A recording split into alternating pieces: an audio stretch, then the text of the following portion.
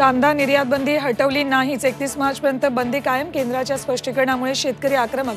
सरकारच्या निर्णयातील धरसोडपणा शेतकऱ्यांसाठी घातक, पवारांची टीका. पुणे पोलिसांकडून 3 दिवसात 4,000 कोटींचं ड्रग्ज जप्त.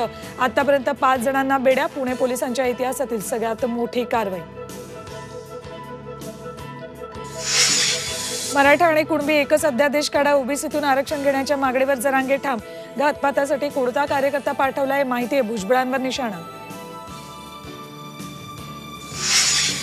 बारामतीच्या मैदानात भावनेचा महापूर. कुटुंबात एकटं पाडलं जात असल्याचा अजित पवारांचा दावा, तर एकटं पाडलं जात नाहीये, योगेंद्र पवारांची प्रतिक्रिया.